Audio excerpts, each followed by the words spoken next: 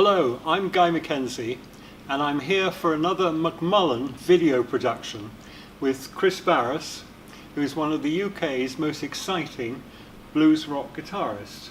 Kris, very nice to meet you. Nice to meet and you, this Guy. is the first time we've ever met, isn't it? Yeah, that's right. Nice to meet you.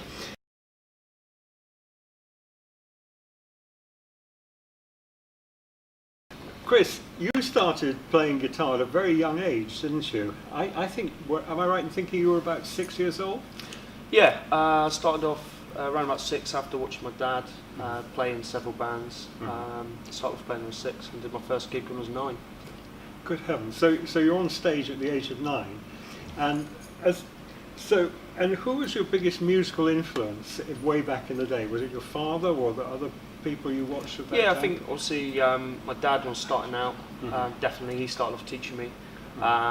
Gary Moore was probably always my favourite guitarist growing up in the early years, and then I moved on to other guys.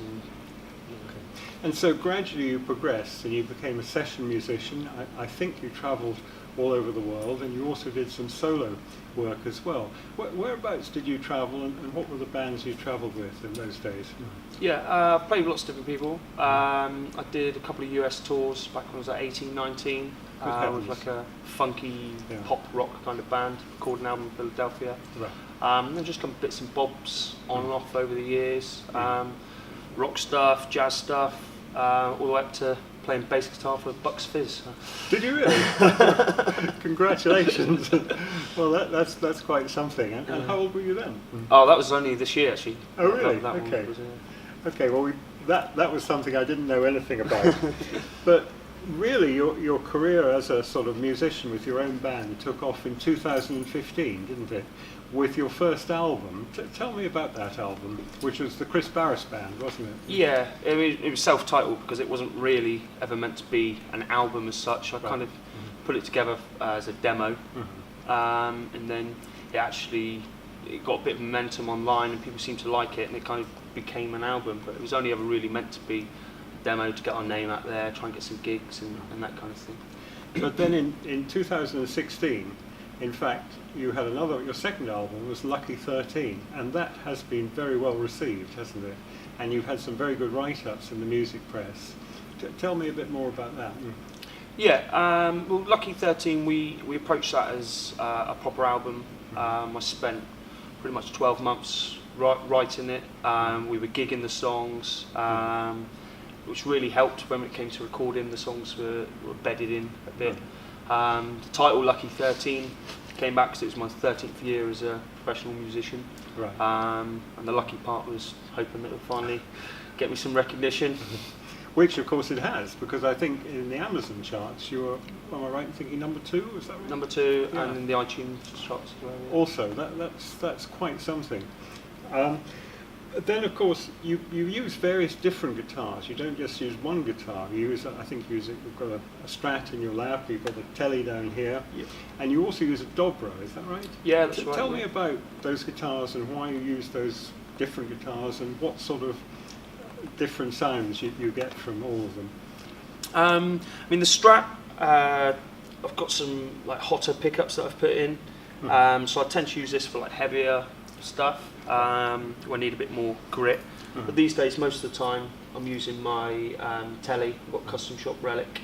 And most of it's just single coils. It's got bare knuckle pickups. And yeah, I get most of the sounds I want actually out of the Telly.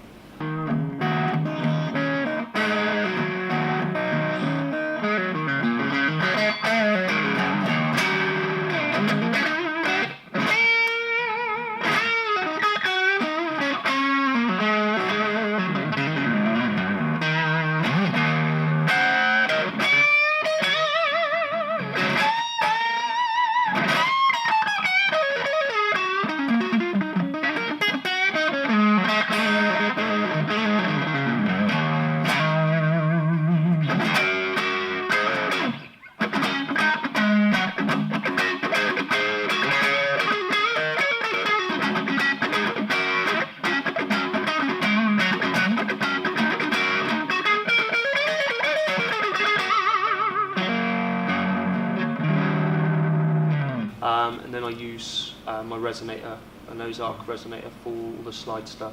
Okay. But also, there's another sort of guitar you use, and it's right on your left now. It's this Cigar Box Guitar.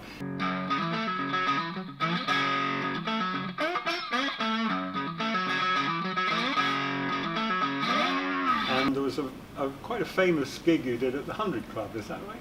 Yeah, played at the 100 Club recently. It's obviously an amazing venue. It was great to be there. You could see all the famous pictures on the wall. Yeah. You're following a lot of famous faces there, aren't you? Yeah. My goodness. Picture's not on the wall yet. No. Well, it will be, Kris, that I'm certain of. But Kris, you know, here we are. You know, we're not in a studio, we're not on stage, but we're in a gym. And you've got another passion, haven't you, which isn't just playing the guitar. Tell me about that, and tell me why we're in this gym.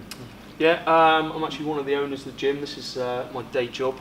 I was a professional fighter for 10, 11 years. I had my first fight when I was 20. And yeah, this is what I do. I teach classes, I train everyone from people just wanting to lose weight up into professional fighters. Okay. When you say professional fighter, you're talking about cage fighting, is that correct? Yeah, mixed martial arts, right. As in cage fighting, and also Muay Thai, Thai boxing. Right. So, and you've also had a lot of success with that, because you've travelled all over the world on cage fighting, haven't you? You've been, if I remember rightly, you've been in the States, and you've been in the Far East. Tell me about some of that. Yeah, I spent quite a lot of time living and training in Las Vegas. Around 2008, 2009, I was out there a lot. Yeah. I picked up a lot of skills and hung out with some really famous fighters. It was really cool. I fought in Singapore, fought in Thailand, fought in a big show in Singapore. That was great. And when you say a big show, how big is a big show? I'm not sure the exact attendance, but I know the arena was somewhere between 6,000 and 8,000, I think. Good it was heavens. Big, yeah. More than I've gigged to, unfortunately. Well, more than you've gigged to up until now, but I'm sure that's going to change. Yeah. But, well, Kris, I've really enjoyed talking to you. I'm hoping that when we finish, you're going to play some music for us and we can listen to that. But thank you to Lars Mullen for the introduction, and thank you for your time, Kris, and I wish you the very, very, very greatest success in the future. Thank you. It's nice to talk to you. Nice Okay, one. Thanks.